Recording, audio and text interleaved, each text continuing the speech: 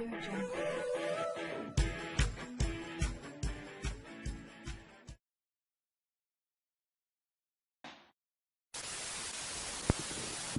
Olá, olá, tudo bem? Como estão? Espero que todos muito bem, né? Espero que todos muito saudáveis, espero que todos muito atentos, né, ao que nós conseguimos trazer hoje. Hoje novamente estamos com a professora Katia Meckler, né? Nós vamos conversar sobre a segunda live da nossa série de lives sobre personalidades. Então hoje a gente vai falar de dois tipos de personalidades. Para você que não consegue assistir esse vídeo ou tem algum amigo que você gostaria de indicar esse vídeo, quero dizer que a gente vai deixar ele editado depois, tá? Ele vai subir para o meu canal do YouTube, que é o @neuroexpert. Então vai ficar bem fácil de rever o vídeo se você tiver mais dúvidas ou coisas desse tipo, e indicar também, né, para quem você acha que pode ser interessante esse vídeo, para quem você acha que pode aproveitar esse vídeo, né, e principalmente essa série de lives. Então seriam basicamente oito lives, né, se eu não me engano, 8 lives que a gente vai fazer. Deixa eu chamar a Prof. Kátia aqui. Oi, prof! Oi, tudo bom? E aí, como estás? Tudo bem? Tudo tranquilo, e você? Tudo bem por aqui, tudo ótimo, graças a Deus. A gente tá, tá contornando a situação devagarinho, aos pouquinhos, né? Estamos no verão, o que ajuda bastante também, né? Ao controle mental, aí essa superação mental, eventualmente conseguir sair de casa, conseguir sair de bicicleta, conseguir levar os filhos num parque, né? Isso aí já uma certa tranquilidade maior, né, em relação a tudo que a gente está vivendo, né? Então, pior já passou. E eu acredito que sim, né? Eu acredito que sim. Agora é só mesmo a manutenção. E como tudo, né? A gente acaba se acostumando, a gente acaba se modelando, né? O nosso cérebro é plástico e por conta disso a gente acaba se adaptando a esse novo padrão de comportamento, né? Até que algo venha a mudar de novo, né? A gente se preocupa um pouco com as questões de performance, né? Como é que isso é abalado em relação a esse confinamento, né? Mas eu acho que é uma questão de exercício também, é uma questão de reflexão. Eu acho que todo mal ele traz algum benefício, né? Não existe mal que dure para sempre e que não traga nenhum benefício, né? Então a gente sempre aprende alguma coisa. E é nos momentos, eu acho que de tristeza e pesar que a gente para refletir também, né? Então, se existe aí algum benefício na tristeza e na dor, é que ela nos faz pensar, né, professora, de alguma forma, em como a gente pode alterar a nossa vida e como a gente é feliz e não sabia também, né? Tem tantas É, questões que a gente pode refletir em cima disso. não é verdade. Mas a gente Mas tem que bom. uma capacidade de adaptação que é impressionante, né? Como, Exatamente. quer dizer, o problema é que tem pessoas que têm mais capacidade de adaptação e tem pessoas que têm menos, né? Uhum. Então, eu acho que as pessoas que têm menos, elas vão precisar realmente de mais ajuda, de mais suporte. E às Sem vezes até um dúvida, sem dúvida. suporte mesmo diferenciado, profissional. Sem dúvida, sem dúvida, sem dúvida. E eu acho que esse momento é um momento ao qual o seu tipo de profissão, vamos dizer assim, ele se torna um pilar elementar, né? Nesse momento, assim, esse tipo de contribuição, né? A gente vê as pessoas agora batendo palmas para os médicos e coisas desse tipo, e, e é algo que até me causa um pouco de estranheza em valorizar esse tipo de profissão somente agora, né? Enquanto que são pessoas que são úteis o tempo inteiro, mas parece que ninguém percebe, né? Parece que acaba percebendo que esse tipo de profissão é importante quando acontece algo assim. Mas quando que acontece algo assim, né? Então, É, assim, é bom também as pessoas refletirem sobre o quanto que as pessoas que se doam e que estudam e que promovem um tipo de conhecimento são relevantes para o nosso mundo, né? E não só na hora que se precisa da ciência, né? Então, assim, eu acho que se o mundo aprender com isso, já é um grande aprendizado, né? Você Valorizar sabe, a inteligência, né? os profissionais também de saúde, eles são também altamente grupo de risco, né? Tanto Claro, quanto os claro. grupos Nossa, mais, grupo nossa. de risco para adoecimento psíquico mesmo, né? Não Claro, é só a claro. questão dos idosos ou da população mais vulnerável. Caiu, prof. Mas É, não sei já o que voltou. houve. Eu fui, de repente, eu fui catapultada daqui. Aí falou encerrar a conta, não Acontece. sei o que. Aí eu, sei lá, coisas daqui. Não ficaria tão legal se não tivesse um problema técnico, né? Ah, sim, mas também a gente está aqui num bate-papo, né? É isso aí. E as coisas vão acontecendo e a gente se vira. É isso Mas eu aí. acho que é isso. Aí estava falando sobre, na hora que caiu, que teve um estudo que foi realizado pós a epidemia da SARS em 2003. O Uhum. estudo já é mais ou menos em 2008. E eles fizeram um estudo prospectivo de segmento de Aham. profissionais de saúde de vários hospitais em algumas cidades da China. E a conclusão, assim, ela é muito impressionante em relação ao percentual grande, né, a prevalência de transtorno de estresse pós-traumático nessa população, que é justamente das pessoas que fazem o atendimento, né, na área de saúde. E aí mapeando todas as questões de estresse gigantes, né, e naturalmente é o que a gente está vivendo agora também, e falando de alguns fatores que são de bom prognóstico e de pior prognóstico. E um assunto que eu acho que é interessante, vai ter a ver com o que a gente vai conversar hoje, é que um fator de bom prognóstico, isso eu achei muito interessante, porque é um estudo super científico, com metodologia adequada, numa cooperação da China com Nova York, é que pessoas que tinham uma perspectiva mais altruísta, mais empática, elas tinham menor chance de desenvolver um transtorno psíquico no período posterior à epidemia, né? Então é interessante como a gente fala muitas vezes de empatia, de altruísmo, mas Ah, parece que é alguma coisa extremamente subjetiva, assim, dos valores, mas como isso é importante até para a proteção da própria como dá saúde impacto, né? psíquica das pessoas. Impressionante, impressionante. Sim, porque eu fico imaginando essa linha de frente, o horror que não deve estar passando. É uma guerra, né? É literalmente uma guerra, que você muitas vezes não tem o equipamento necessário e você tem que decidir ali quem tem mais chance, quem não tem mais chance, né? Esse eu acho que é o cenário mais pavoroso que pode existir, né? E não tem como sair de uma fase dessa dentro de uma normalidade, né? E depois não pensar sobre isso e armazenar esse tipo de informação. É. É muito complicado mesmo, realmente, né?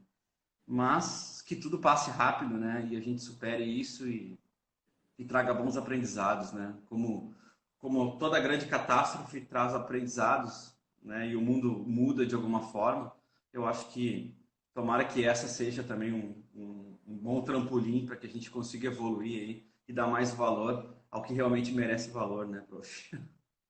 Mas é tão interessante que muita coisa foi acelerada, né? Acho que a chance da gente, Sim, eu e você, a gente fazer uma live juntos.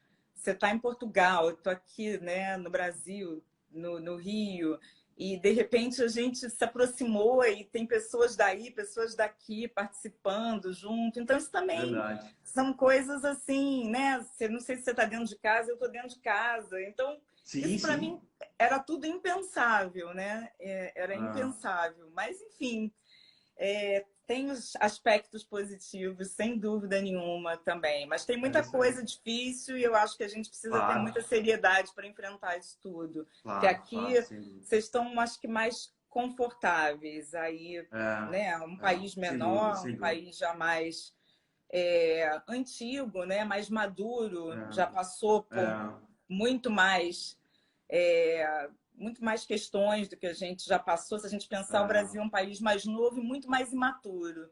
Então a gente enfrenta exatamente. É isso que assim, se percebe, sim. a gente enfrenta dificuldades aí, é, mas enfim, estamos juntos aqui. Vamos É isso lá. aí. Bom, prof, hoje a gente vai para nossa segunda live, né? O plano é que a gente fale sobre duas personalidades hoje. Eu separei aqui, seriam as paranoides e esquizoides, né? Então, no primeiro momento, eu gostaria que a professora explicasse o que é a paranoide e depois, no segundo momento, explicasse o que é a esquizoide. Vamos lá, daí a gente vai trabalhando cada uma depois, pode ser? Não, claro. Só lembrando também para o Vamos lá. pessoal, a gente já tem gravada a primeira que a gente fez. Já, É, já. você já me mandou o link? Muitas pessoas pediram o link Não, também. não, ainda não. Não consegui ainda, mas eu acho que essa semana eu já consigo. Até sexta-feira eu consigo. Ah, então tá. Só para lembrar para o pessoal que a gente já Sim, conversou, fez uma introdução, né, na passada. sim, Então, é sim. interessante para quem eventualmente se sentir um pouquinho perdido. Pode fazer pergunta por aqui que a gente vai olhando, Claro, né? E a outra coisa é depois rever essa primeira também, que a gente já foi bem certamente. bacana, a gente já fez uma boa Sim, introdução ali, né? Então a gente sim. falava na primeira. Não, e até quem quiser, desculpa, professora, quem quiser pode me mandar pelo direct a pergunta e aí eu coloco aqui também, encaixo. Hoje mesmo eu tenho uma pergunta de uma pessoa que estava assistindo a gente na semana passada que eu trouxe para essa live. Então, assim, se a gente não conseguir responder tudo agora, me manda no direct que eu coloco aqui depois nas questões. Eu tô com algumas perguntas também que me encaminharam Legal. da semana passada, que eu até achei assim, super interessantes também, o pessoal que está participando. Então, assim, a Legal. gente falava, quando a gente falou dos transtornos da personalidade, a gente falou Sim. que tinha o grupo A, né? Que Isso. são chamados também dos estranhos e esquisitos. Também são pessoas, isso dentro da classificação mesmo, da Associação Psiquiátrica Americana, eles próprios colocam isso. Seriam pessoas assim que Uhum. parecem estranhos e esquisitos. Então, tanto o paranoide como o esquizoide são desse grupo A, né? Depois a gente vai Uhum. ver mais um, acho que já na próxima vez, que é o esquizotípico. Tem três Isso, tem que semana que personalidades, vem. Isso, né? isso. Tem Aí, três na semana que transtornos. vem a gente fecha o grupo A e abre o B. E vai abrir o grupo B, não é isso? Então Isso. hoje a gente está falando de pessoas que têm traços patológicos de personalidade. E aí vamos lembrar, porque isso a gente não pode cansar de lembrar o pessoal. Quando a gente diz traço patológico de personalidade, a gente está dizendo o seguinte: esse traço em si, todo mundo vai ter em maior ou menor grau na população. Exato. O que vai fazer o traço ser considerado patológico é o fato dele ter já começado a se apresentar muito cedo na vida do indivíduo, né? Já em geral, assim, na infância, ali no final da adolescência já fica bem mais configurado.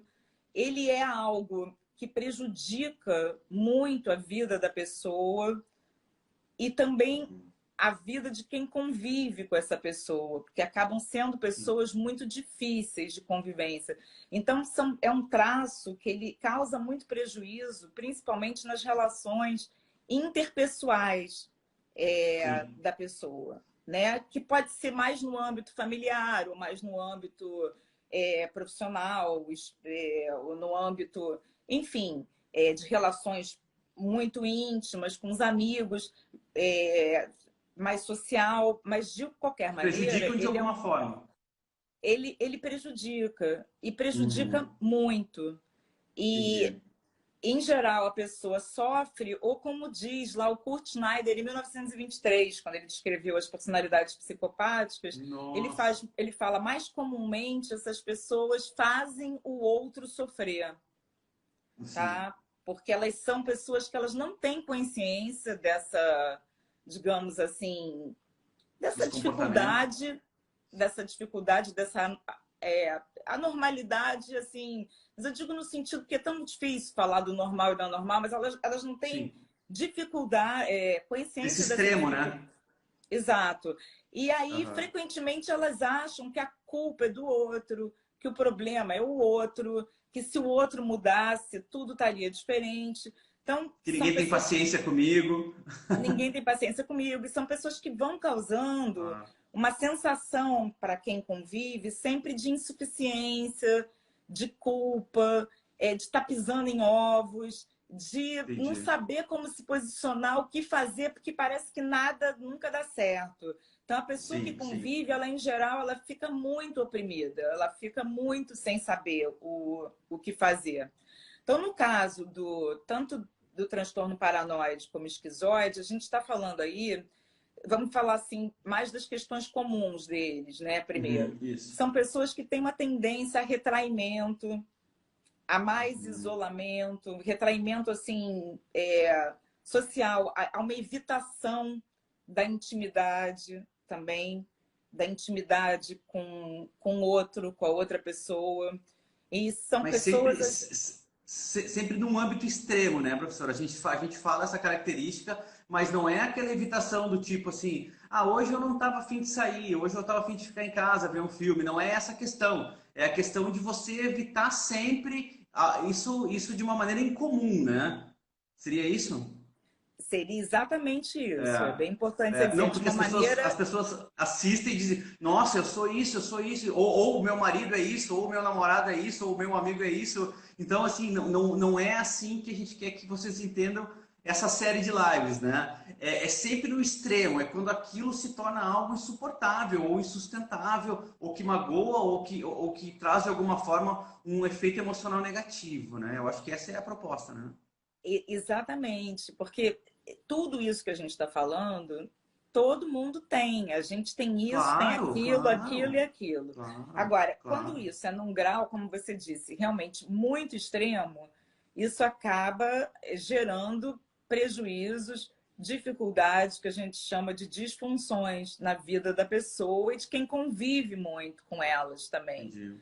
Então, a gente está sempre aqui, é muito bom frisar isso, que a gente está falando de extremos. Então, de uma maneira É, geral, tanto paranoide como esquizoide, transtorno de personalidade, tem essa tendência a maior distanciamento, tem uma afetividade muito restrita, evitarem a intimidade, muito também. E tem um certo também grau do que a gente chama de psicoticismo. Psicoticismo é exatamente, se a gente fosse falar assim, o oposto, que é a uhum. lucidez total.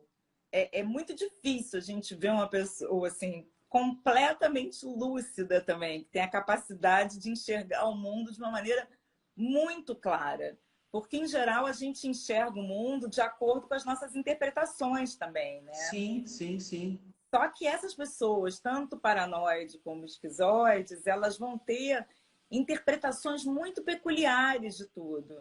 Vão achar muitas vezes que coisas que estão acontecendo têm a ver diretamente com elas, que alguma coisa que estão falando, que aconteceu, tem a ver com ela de alguma maneira. Então, é uma Não, interpretação distorcida da realidade, embora não seja a interpretação de um psicótico clássico que tenha uma esquizofrenia, um transtorno mais clássico de psicose, porque aí, nesse caso, a pessoa vai ter total certeza e todo o sistema de percepção da pessoa vai estar completamente alterado.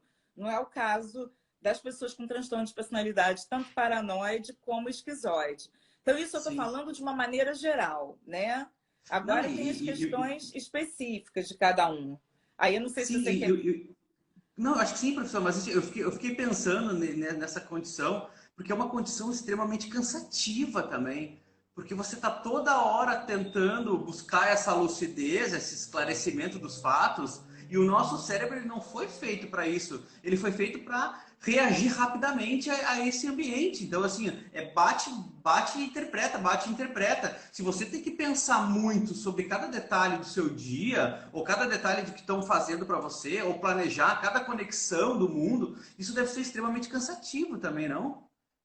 Não, é uma vida, para essas pessoas, é uma vida certamente, assim, por exemplo, na questão da pessoa que tem transtorno de personalidade paranoide, Sim. falando assim dos traços, que a gente vai vendo exatamente isso que você falou, uma por uma. Então, por exemplo, É. no paranoide, você imagina, a pessoa, ela vive numa guerra. Porque o traço maior, se a gente pudesse descrever, até no meu livro eu falo muito, quando eu descrevo a personalidade, eu digo de olhos bem abertos. Por quê? Porque a pessoa, ela tem um traço, ela está extremamente, a palavra que mais marca é desconfiança. São pessoas, são pessoas extremamente desconfiadas, que estão sempre em estado de alerta, sempre vigilantes. Então, elas ficam observando tudo, qualquer pessoa, qualquer coisa, de uma maneira assim, escaneando o tempo todo, porque elas acham realmente que alguma coisa pode acontecer, que alguém pode enganar, atrair, prejudicar, atacar, ameaçar. Então, a pessoa está sempre, de alguma maneira, num estado de tentar se defender. Só que nessa de tentar se defender, ela também, muitas vezes, por causa dessa ideia distorcida de que tem alguma coisa contra ela muitas vezes também acaba ficando numa história de o bem de um lado e o mal do outro. É como se ela projetasse toda a agressividade, hostilidade dela no outro, no mundo externo. Então, ela passa a ter inimigos. Tudo vira uma questão litigiosa, uma questão bélica. E aí a gente está falando de pessoas que podem se tornar, inclusive, fanáticos, porque vão ficar Mas é quase um esquizofrênico, então. Esse é o ponto. Esse é que é o desafio para a gente. Porque, embora tenha alguma coisa de parentesco com a esquizofrenia, não é esquizofrênico, porque o esquizofrênico, a vida dele inteira, fica completamente modificada por isso, e ele entra num estado psicótico mesmo, que significa ele pode Vejo ter... o limite, né? Vejo o limite, é muito fino, né? O esquizofrênico frequentemente tem alucinações, pode escutar vozes, enfim, ou ter alucinações, sensações dentro do corpo, várias coisas. E essas pessoas não, elas ficam no limite, mas elas também parecem que estão no nosso meio, não psicóticas, assim, também convivendo com a gente. Então, o que eu estou querendo dizer para você é que são pessoas, muitas vezes, que estão no nosso meio, também meio disfarçadas, porque elas ficam ali meio na moita, observando tudo, sentindo que podem ser prejudicadas, extremamente observadoras, elas evitam a intimidade e elas detestam quando alguém vai de um jeito, chega perto delas muito informal ou fica de alguma maneira tentando obter muita informação, porque elas sempre acham que essas pessoas estão tentando prejudicá-las. Teve uma história que eu até relato no livro, foi em 1978, o reverendo Jim Jones, essa é uma história conhecida na Guiana, que ele convenceu, dentro de uma seita dessas, 917 ou 18 pessoas a cometerem suicídio porque havia uma ideia de que podia ter uma guerra nuclear. Tem uma série que eu super indico também para o pessoal, que eu vi no ano passado, que eu fiquei assim, eu super indico. Eu não sei se você já viu, Wild Wild Country. Não. Essa série acho que está na Netflix ainda. É uma série que fala sobre o percurso do Osho. O Osho você já ouviu falar? Sim, que bacana. Do Rajneesh. E o Osho, enfim, tem um determinado momento que ele, a super secretária dele, a Sheila, eles vão para os Estados Unidos. E agora eu esqueci o estado lá dos Estados Unidos, talvez o pessoal que viu aqui essa série possa lembrar a gente. Eles simplesmente constroem uma mini cidade lá, sabe? Mas a série, ela é impressionante, porque assim, tem todos os bastidores e como tem pessoas assim que modificaram completamente as suas vidas para viver com eles. É que eu não quero dar muito spoiler aqui, mas como o negócio era assim, é um documentário essa série. É inacreditável, Nossa. mas vai ter a ver com essa questão do fanatismo e da paranoia que a gente está conversando aqui hoje. Eu super recomendo para quem estiver assistindo. Então, então, nesse caso do Jim Jones, por exemplo, ele era mais paranoico ou era mais psicopata? Porque É porque aí que tá. ele é um serial killer, né? Na verdade, o que ele fez foi algo absurdo. Ao longo das lives, a gente vai vendo que esses transtornos de personalidade, eles não são puros, né? Raramente a gente vai ter traços únicos. Então, o que acontece muitas vezes é que, além das características paranoides, a gente vai ter uma mistura, por exemplo, com as características lá do grupo B, por exemplo, do transtorno de personalidade antissocial, que é o mais tipicamente psicopata mesmo. Que a Uhum. gente vai chegar lá depois, que é o que até desperta mais curiosidade em geral nas pessoas. Mas, de uma certa forma, todos esses transtornos de personalidade, eles têm esse quê da psicopatia no sentido clássico do termo da psicopatia. Né? Não é o Entendi. psicopata necessariamente serial killer, mas é Ah, entendi. alguém que, por conta dos seus traços de personalidade, pelo seu jeito de ser, pela sua forma Sim. de funcionar, Seu né? alter Ela ego pode se sobrepõe sobre outras pessoas. se sobrepõe e pode causar muito mal, muito mal-estar. Entendi. Uma das questões do transtorno de personalidade paranoide é que eles podem convencer, porque eles são eles têm um poder de convencimento muito grande também, né? Então Nossa. eu dei esse Sim, sim. exemplo do Jim Jones, mas poderia ser a vizinha do prédio que passa o dia inteiro vendo, observando a vizinha ou vizinho, né? Não vamos. Sim, sim. Que ficam ali na espreita para ver o menor deslize de alguém para criar aquela confusão gigante também, e briga no Entendi. condomínio, e ações judiciais depois. E são pessoas, Nossa. inclusive, que frequentemente elas se envolvem em ações judiciais, porque estão sempre num Entendi. litígio, elas estão sempre numa guerra. O bem está com elas, obviamente, e o mal está do lado de fora. Às vezes esse mal é Pois. interessante. Ele pode vir numa forma de uma paranoia de doença. A pessoa acha o tempo todo que ela vai ter uma doença, que ela vai ter alguma coisa. Então também é muito interessante isso. Não, e é incrível que você falando, a gente vai buscando da memória pessoas que passaram pelas nossas vidas e de alguma forma tinham traços muito evidentes desse tipo de questão, né? Então, assim, sempre alguém vai conhecer alguém que teve esse tipo de questão, assim. E é quase sempre pessoas que a gente buscou se afastar ou realmente fizeram algum mal muito forte, né? Ou que te prejudicam de alguma forma. E a gente vai fazer uma análise mais profunda, a gente percebe mesmo que essas pessoas não têm um companheiro ou uma companheira, ou vivem sozinhos, ou também ninguém se aproxima, né? E é É, incrível, assim, como ela é, prejudica outras pessoas, mas também acaba se prejudicando, né? é Meio que porque não se encaixa no mundo, meio que esse mundo não foi feito para eles, né? Coisa estranha isso. mas tem uma coisa assim que é interessante, que para a pessoa assim, ou você tá com ele ou você tá contra ele. Não existe meia Nossa, opção.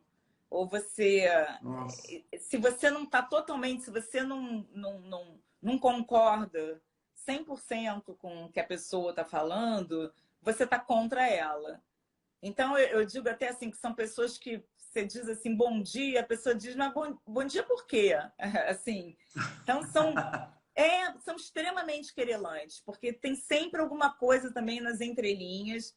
Tudo que você fala é altamente dissecado e tem outro possível significado que pode nossa. ser contra essa pessoa. Por exemplo, se uma pessoa com esse traço se aproxima de um determinado grupo, é, invariavelmente essa pessoa às vezes acha que estão falando dele, que estão zombando dele. Então você imagina como isso já começa ali devagarzinho na infância. Em geral, são crianças com muito mais tendência, né, à solidão, a ficarem mais retraídas.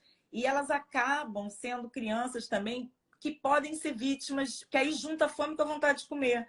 Que elas também podem ser Nossa. vítimas de bullying. Porque Claro, frequentemente claro. elas são provocadas, porque elas ficam muito diferentes no contexto. E que, inclusive, Nossa. estatisticamente, com baixo rendimento escolar. Então, acabam sendo crianças que já têm essa atitude de suspeição em relação ao mundo. Aí o grupo também acaba muitas vezes reagindo, rejeitando. A pessoa já acha que vai ser sempre rejeitada, traída, mal falada. E pelo jeito dela de ser, o grupo acaba rejeitando, fazendo essas coisas todas. E aí Claro. junta a fome com a vontade de Aí comer, catalisa. Aí ela teve razão. Isso Não, reforça uma crença. mas aí numa hora dessa, você tem um homem-bomba, você tem um atirador, também Claro, depois, que a gente teve vários casos, principalmente nos Estados Unidos, claro. isso. De Claro, vez em quando você daqueles tem, school shooters. quando a gente vê biograficamente, pelos estudos feitos, eu mesmo tenho, eu fiz como perita relatora em, sei lá, anos atrás, teve um caso, eu não sei se você teve acesso, de uma pessoa que atirou num lugar chamado Realengo, no Rio de Janeiro. Ele é chamado caso o atirador de Realengo. Ele atirou em Uhum. várias crianças e eu fui a responsável por uma perícia retrospectiva. Retrospectiva porque eu examinei todo o material que tinha no computador dele, na casa dele. Isso foi enviado para a gente, para poder ver mais ou menos as características dessa pessoa. E realmente Nossa. ele tinha traços, exatamente isso. O diagnóstico foi transtorno de personalidade, pelo menos tudo era sugestivo, que é retrospectivo pós-mortem, mas tudo é Sim. tudo sugestivo de transtorno de personalidade paranoide e esquizoide, tá? Então, para Nossa. você ver que às vezes pessoas com essas características muito intensas, já que configuram o diagnóstico, podem estarem envolvidas em crimes complicados. Não, é bacana isso que a gente está conversando agora, porque eu fico imaginando depois que a gente passar todas as lives, a pessoa vê uma por uma e ela consegue fazer claramente essa comparação, porque ela pode imaginar que isso também tem, por exemplo, o psicopata tem isso, mas quando a gente chegar lá no psicopata, ele vai ter uma outra propriedade que vai reconhecer ele dentro desse segmento da psicopatia. Né? Então, assim, é incrível porque todo mundo tem traços de todas, obviamente, mas a gente percebe que existem alguns elementos que afloram quando a gente busca um determinado tipo de patologia, né? Quando isso se torna uma patologia, né? Então é bem Exatamente. incrível isso. No caso desse rapaz que cometeu esses crimes em Realengo, ele tinha uma revolta. E engraçado, as pessoas também. Engraçado não, terrível. As pessoas com transtorno de personalidade paranoide, elas adoram tudo que é literatura de guerra. Muitos colecionam armas, inclusive. Nossa, Eu examinei também um caso anos atrás. A gente tem que tomar assim, um super cuidado, né, com isso, claro, mas claro. também, digamos assim, de um profissional da área de saúde que, enfim, ele trabalhava, ele ainda é vivo, mas assim, ele trabalhava num determinado serviço de saúde e mudaram o horário dele e de uma maneira que ele se sentiu prejudicado. E ele, depois, ele começou a sentir que realmente toda essa modificação estava sendo muito por pessoas que sempre não gostaram dele, que perseguiam ele, etc. E Pôs um cenário. ele cometeu 3 crimes graves de homicídio premeditados, porque ele foi atrás de um por Nossa. um para eliminar. E aí depois foi descoberto assim que ele colecionava nas perícias de local, etc. Ele tinha uma coleção gigante de armas, uma pessoa assim que se dedicou a vida inteira à literatura bélica. São pessoas que Parece que adoram se muito preparava jovens. para sempre. Parece que estava sempre se preparando para um embate, né? Parece que está sempre se Exatamente. preparando para uma catástrofe, né? Que coisa interessante isso. E muitos jovens também, com essas características, tanto paranoides como esquizoides, eles adoram, porque isso é uma coisa que tem direto, né? Esses joguinhos de de guerra, né? Esses jogos de mata-mata, não sei o quê. Sim, E sim, isso... sim. E a gente nem sabe, sabe? Essas pessoas com essa característica adoram esses jogos. Esses jogos reforçam essas características. Então, a gente tem que pensar até do ponto de vista, digamos assim, psicopedagógico, a gente tem que pensar também, às vezes, no efeito nocivo, sabe? De alguns desses jogos, até no sentido de reforço e de estímulo dessas características já Não, existentes.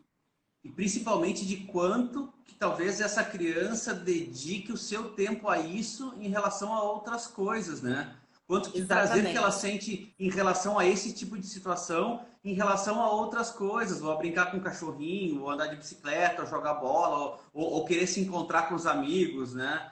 Então, assim, é até importante dizer isso, eu acho, porque daqui a pouco tá todo mundo cortando os videogames da criançada, mas não, também não é esse ponto, eu acho, né, professora? Porque o que a gente percebe muito é que os meninos, eles gostam muito desses jogos de tiro, desses jogos de violência, de velocidade, e a menina, ela gosta de um outro tipo, ela pega aquele joguinho de monta roupinhas, faz maquiagem em bonecas. Claro, isso que é a tendência, a predominância, né? A gente não pode colocar isso dentro de um contexto geral. Mas isso também eu acho que tem até uma explicação da própria evolução do menino, né? O menino gostar mais de embate, gostar mais de luta e dessas coisas mais agressivas, né? Não é necessariamente um sinal, eu digo por mim, assim, porque eu adorava jogar videogame de tiro e luta, né? E aí nossa, então assim, eu não me sinto um paranoide nesse momento, né? Mas assim, eu gosto de deixar isso claro porque às vezes assim é um conjunto de coisas que vão formando, né, esses estímulos. Ou eu estou errado dentro do que eu estou falando? Não, com certeza. Sempre lembrando assim que tudo está dentro do espectro da normalidade. A gente está falando só quando É, a vida da pessoa é totalmente depende disso, né? centrada em guerra. É como se assim, ela Entendi. sempre está em guerra com alguém, ou tem mesmo os que Entendi. estão em guerra com países, estão em guerras de grupos. Isso vai num nível gigante que acaba tendo uma repercussão no planeta que a gente está vivendo. Não, pois é, Mas imagina isso na política, isso numa ONU, isso em algum lugar assim, nossa, é algo que é estarrecedor, né? é estarrecedor, exatamente. Então, acho que isso é super importante, porque a gente está falando do extremo, quando a pessoa realmente, o mundo dela é um mundo extremamente fechado e que gira todo em função de quem é o inimigo do momento. Ela está sempre desconfiada de alguém, sempre brigando com alguém, sempre em litígio com alguém, quando não em Entendi. guerra, literalmente, em guerra, guerra mesmo, com alguém, né? Então, Uhum. acaba sendo um tipo de patologia que ela pode desembocar em violência, em perigo. Fora o desconforto que é conviver com uma pessoa que está o tempo todo. Você vai falar, a pessoa, mas está achando que você está querendo dizer outra coisa, que você está Claro, implicando claro, com claro. ela, que você está zombando. Isso, Distorce. um outro lugar que isso acontece é no ciúme patológico também. Tem pessoas Uhum. que tendem a ter um ciúme, sempre acham que vão ser traídos pelas pessoas que estão se relacionando, né? Então Uhum. essas pessoas sempre acham que vão estar sendo traídas e aí ficam infernizando a vida é, do seu cônjuge ou da sua, enfim, do seu relacionamento, né? É bem complicado Sim, isso. e isso acaba gerando violência, claro, né? Inevitavelmente, muitas vezes, né? Isso acaba gerando pode gerar violência e gera desconforto, Claro. gera muita Tristeza, né? briguinha, Claro. gera muito desconforto em quem está perto o tempo todo. E a gente vê mesmo em vara de família, em briga de condomínio, como tem pessoas com essas características paranoides, assim, em disputas, eternas disputas. Os advogados é que Claro. se dão bem nisso, né? Porque gente que está reivindicando o tempo todo. É. Professor, só para reforçar, a gente não vai ter muito tempo para responder as perguntas que estão surgindo aqui no chat. Tá. Então eu peço que me mande por direct as perguntas e a gente vai encaixando ela ao longo das lives, pode ser? Que daí também esse vídeo, reforçando, a gente vai deixar ele gravado, a gente vai subir lá para o canal NeuroExpert também, para vocês assistirem. Eu vou encaminhar o link para a professora Kátia também, para ela disseminar na rede dela também. Mas só assim, façam as perguntas e tentem me mandar pelo direct, daí fica gravado aqui no meu telefone. E assim que a gente conseguir encaixar, a gente vai encaixando, porque a gente tem bastante assunto, a gente já tem menos tempo. Eu até quero ver com a professora se a gente não conseguir terminar, se a gente pode estender um pouquinho para voltar novamente para encerrar a live, se você tem esse tempo. Senão a gente acelera e não tem problema nenhum. Na verdade, eu vou entrar. Esse negócio agora ficou. Eu vou ter que entrar numa outra aula às 3 horas. Aí eu tô com tempo. Tá. Mas na próxima vez, a gente pode fazer o seguinte: rever o grupo A de novo, né? Inclusive o esquizoide é interessantíssimo, que a gente não falou muito, falamos mais do paranoide. E aí a gente segue começando o grupo B, e aí na semana que vem, com certeza, eu vou ter mais tempo. Porque hoje eu tô com um tempo curtinho. Beleza. Vamos para o esquizoide, então? Vamos para o esquizoide. A gente fala um pouquinho sobre eles, que a gente ainda tem 15 minutinhos, e aí a gente faz um fechamento. E as perguntas eu deixo para a semana que vem, sem problema nenhum. Tá, se você quiser também deixar aqui um pouquinho para a pergunta agora, e depois eu consigo fazer uma boa síntese na semana que vem também, já começando com o esquizoide. Você prefere que eu fale? Mas assim, só descrevendo rapidamente, eu faço isso muito rápido. O esquizoide, ele tem a ver com paranoide, ele também tem esse retraimento social. São pessoas que... Agora, tem uma característica interessante. O paranoide está sempre desconfiado e se sentindo ameaçado. O esquizoide, ele simplesmente odeia a gente. Eu até escrevo no livro assim que eu coloco, não levaria ninguém para uma ilha deserta. É realmente uma pessoa que ele prefere atividades solitárias, ele prefere não conviver com pessoas. Mas ele odeia pessoas, porque ele teve uma má experiência com alguém ou porque ele nasce assim? A gente não tem... E não se adapta. A gente não tem resposta para isso. Parece que, nesse caso, é a fome com a vontade de comer. Ele já tem uma tendência de temperamento a ser mais retraído, a ser mais sensível, a ter uma hipersensibilidade. E, às vezes, o ambiente desfavorável vai estimular isso mais ainda. Mas, de qualquer maneira, o que a gente observa já no final da adolescência, principalmente, é um indivíduo que vive muito sozinho, não tem relações íntimas, tem poucos prazeres na vida. Os prazeres são totalmente solitários. Em geral, a pessoa tem... Podem ser até grandes pesquisadores, grandes cientistas, matemáticos, pessoas da área de informática. Isso porque às vezes uma pessoa muito inteligente, ela também acaba se afastando, né? A gente vê aquele menininho que ele é mais o nerdzinho da escola, ele é quase sempre o mais tímido, ele é o mais isolado, e ele costuma ser o mais fraquinho, ele não é convidado para jogar, então quer dizer, ele acaba se afastando automaticamente, mas não é esse caso, ou sim? Não, com certeza. Nesse caso, a gente poderia até falar desse tipicamente comportamento nerd, mas nem todo nerd é esquizoide. No caso do esquizoide, realmente as pessoas trazem incômodo para a pessoa. Ele prefere animal de estimação do que conviver com gente. Conversar com pessoas incomoda. Um exemplo de um típico esquizoide que a gente vê em séries, agora já não está tão em alta, mas o Dr. House. Sabe aquela série? Sim, maravilhosa, sim. Exatamente. Ele é um típico esquizoide. Ele falou, sei lá, teve uma fala dele nos episódios que eu até descrevo no livro, que ele disse assim, qualquer homem pode odiar a humanidade depois de levar um tiro, mas só um grande homem pode odiar a humanidade sem ter levado tiro nenhum, ou agressão nenhuma. Quer dizer, é bem a expressão assim, de como... ele tem mal-estar convivendo com outros humanos. E o mais interessante é que ele é um grande médico. Né? E ele se dispôs a salvar vidas. Sim, mas não, ele não tem a convivência social, ele é uma Não, pessoa não, não, que não. tem pouco interesse social, sexual. Os esquizoides não têm. A sexualidade também, às vezes, existem umas pessoas com esse tipo de transtorno de personalidade.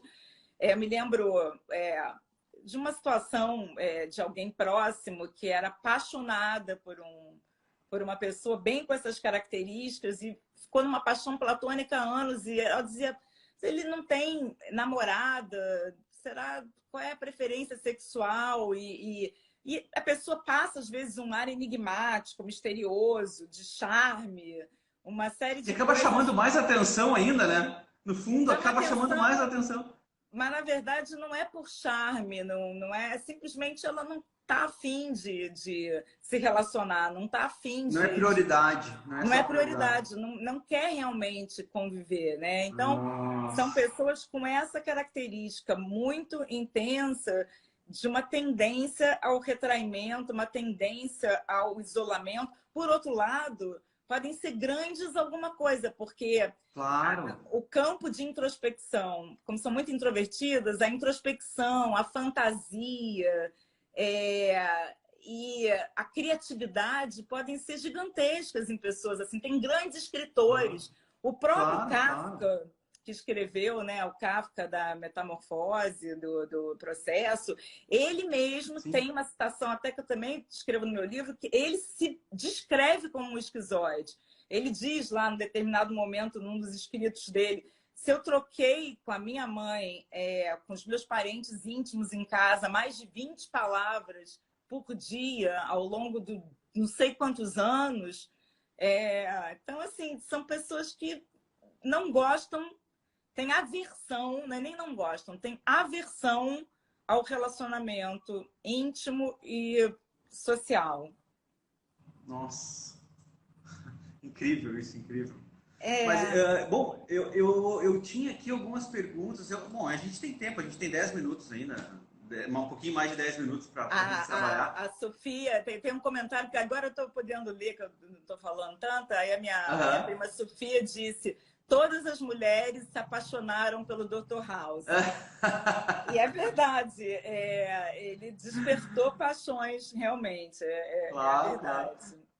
Não, e principalmente por essa questão do contraste, né? Pessoas diferentes, elas tendem a chamar mais atenção, elas trazem aquele ar do mistério, né? A gente até falou nisso, lembra, professora, naquela outra live sobre psicopatia que a gente conversou, que o psicopata, ele chama a atenção exatamente por isso, porque ele não sente aquela relação emocional, então ele consegue trabalhar com isso muito bem, ele consegue se afastar quando ele quer e ele consegue se aproximar quando lhe convém. E isso é uma coisa que inspira as pessoas, porque no fundo, a nossa emoção, a nossa relação emocional, ela, claro, nos ajuda a nos tornarmos mais humanos, mas ela nos atrapalha nas questões de planejamento e raciocínio, né?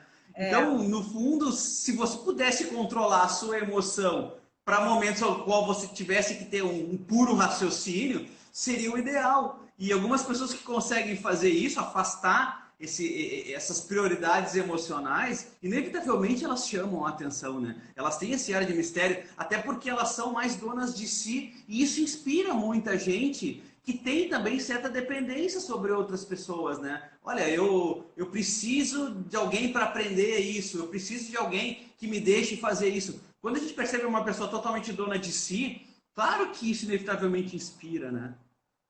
porque exatamente, no caso das de hoje, que a gente está falando de esquizoide, paranoide, são pessoas assim que elas são, mesmo que elas venham se relacionar intimamente, elas são extremamente independentes, elas são assim, Olha pessoas isso. como se tivessem uma blindagem afetiva.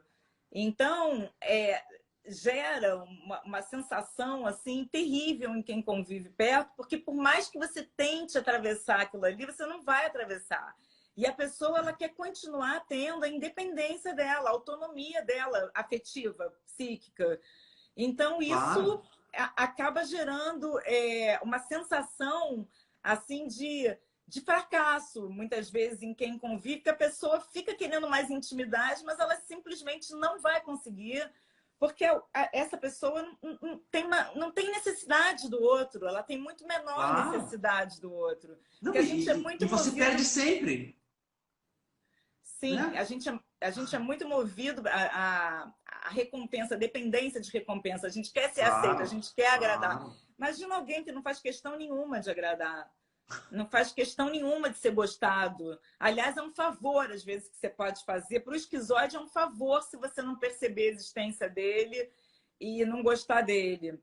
Eu digo também, faço uma comparação, que é com uma pessoa como se tivesse assim, um botox emocional, porque você faz um elogio e faz uma crítica, a reação assim, de expressão, de expressividade é muito parecida. São Nossa, poucas reações, assim, do ponto de vista emocional. sim. Eu vi uma mensagem esses dias na internet que dizia assim: não vejo a hora de esse isolamento terminar para eu mesmo poder me afastar das pessoas que eu quero. Muito, muito interessante, assim, eu acho que se encaixa bem dentro desse padrão, né? Eu não quero mais me afastar por lei, eu mesmo quero me afastar por minha vontade. Não, Interessante isso. você sabe que isso é muito interessante, né? Todo mundo diz, ai meu Deus, o terror, o caos com isolamento social. Para muitas pessoas, inclusive que eu atendo e que eu convivo, foi um tremendo alívio esse isolamento social, essa falta de obrigação de ter que conviver socialmente, de ter que se Claro, claro, relacionar. claro. Então, para algumas pessoas é exatamente o contrário para a Não, maioria, do que para mim. mas eu acho que no fundo, é como você mesmo disse, no fundo todo mundo tem um pouco disso, tanto que se você consegue chegar a um nível de maturidade ao qual você consegue se afastar de pessoas que te fazem mal, já é meio caminho para sua felicidade, não é verdade?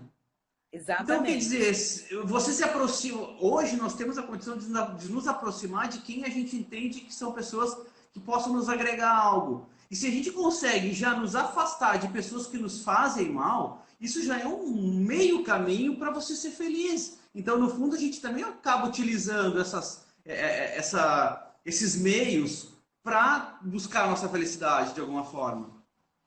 Eu acho que você falou tudo, assim, acho que até mais para esse momento mais final da gente, se a gente tivesse que descrever, se isso fosse um projeto, as nossas lives, e a gente tivesse que Aham, descrever o objetivo, o exato. porquê, justificativo, objetivo, eu acho que esse seria o grande objetivo da gente. Poder ajudar, poder levar ferramentas para as pessoas poderem reconhecer em si mesmas e nos outros exatamente essas questões para elas poderem ter mais livre-arbítrio, poder de, porque isso é muito Claro, interessante na tua área também, cada vez que a gente consegue ter mais ferramenta para tomada de decisão, e às vezes tomada de decisão é se afastar de alguém. claro, A claro. gente não é obrigada a conviver com todo mundo. Tem pessoas que, por Claro. questões variadas, é Ah, impossível. claro, Mas quando a gente claro, tem claro. opção de se afastar e a gente insiste em permanecer perto, também por ignorância, por não entender que a pessoa ali tem um funcionamento totalmente diferente do que você imagina, ou porque você Claro. tem um funcionamento que é incompatível com aquela outra pessoa. Então, eu acho que parte do que a gente está fazendo aqui, grande parte, é justamente para isso, para ajudar as pessoas Claro, a terem mais claro. entendimento e ferramentas para tomarem essas decisões. Não, e a Sofia disse ali, ó, e o pior é que só identificamos em momentos de conflito. É que o conflito ele serve exatamente para você refletir sobre algo que não está condizente. O conflito é quando alguém foge daquela carga de estresse que já não consegue mais dar conta. Aí você entra em conflito, você é obrigado a entrar no embate, né? Então, assim, é nesse momento que você vê, olha, esse embate vale a pena discutir, essa briga vale a pena comprar, eu vou consertar a outra pessoa, estou disposto a isso, vale a pena fazer isso, essa pessoa está disposta a mudar ou não, né? O problema é quando esse conflito se torna rotina, né? Então, assim, porque o meu cérebro ele se acostuma com qualquer tipo de rotina, né? E o conflito também, ele pode ser. Tem pessoas que eu percebo que que me dizem assim, ele é extremamente ciumento comigo e às vezes até agressivo, mas no fundo é porque ele me ama muito. Acabei de ver É aqui. louco isso. É bacana que tem umas pessoas, tem um psiquiatra, professor maravilhoso aqui, que é o Lucas Fantini também, que acabou de dar parabéns para a gente, que também poderia ajudar muito depois nas próximas. Ele já assistiu a última. Eu fico super feliz das pessoas que encontram um tempinho para Não, isso é sensacional. É só porque agora, quando eu fui vendo, mas o que você falou exatamente é maravilhoso. Aí é que a minha área também vai juntando muito com a tua, porque assim, o conflito faz parte. Mas assim, a gente pode tomar decisão, às vezes, de sair do conflito. E a gente não necessariamente está refém e condenado a ter que permanecer no conflito a vida inteira. E tem pessoas que ficam em conflito a vida inteira justamente por essa dificuldade de reconhecimento e de terem ferramentas para poder dizer, não, eu estou num padrão repetitivo, isso aí não é saudável, então vamos ver outras vias, vamos trabalhar outras alternativas para não ficar num conflito eterno, né? Eu tenho uma pergunta aqui da Marcela, que ela diz assim, e quanto ao núcleo familiar, os responsáveis pela criança, quando possuem esses traços, como agir? A criança pode desenvolver esses traços como consequência, ou seja, os pais têm esse problema, ela pode, eu acho que é isso que eu entendi da pergunta, ela pode, por exemplo, assumir isso como algo normal, que ela também tenha que levar isso adiante, porque ela viu isso dentro de casa, isso acaba se refletindo na criança? Com certeza, é uma pergunta ótima, porque certamente isso tem até componente hereditário, né, desses traços patológicos. Essa é uma pergunta que eu tinha aqui. Tem o componente hereditário e tem o componente ambiental, né? Então, são essas duas forças fortes sempre. Eu ainda acredito que o ambiental pode ter sempre uma força maior e a gente pode pegar mesmo o hereditário e fazer grandes transformações em cima de algumas tendências. Daí vem a importância, também é uma outra coisa importante do que a gente vem fazendo aqui, porque é o papel, e esse é um papel que você desempenha muito, professor, que é a questão da educação, da psicoeducação. Porque sim. a criança vai ter essa tendência... Tornar consciente, né? Tornar consciente. Então, o educador, do mesmo jeito que os pais estão vendo as crianças, o educador também vai estar convivendo com essas crianças. Né? Então, eu acho que essas ferramentas, isso que a gente está conversando, é muito importante para os educadores também, sabe? Para pessoas que estão diretamente envolvidas para poder ver dentro daquela tendência da criança o que esse ambiente pode ter de melhor para poder contrabalançar, às vezes, tendências que são tendências mais difíceis. Prof, temos 20 segundos só, já passou o nosso tempo. Então, assim, eu gostaria muito, muito, muito de agradecer mais uma vez. E semana que vem a gente tem mais uma live aí dentro desse assunto que é maravilhoso. Tá bom? Eu que agradeço, Beijo, gente. Até semana que vem. Prof. Beijo. Tchau, tchau.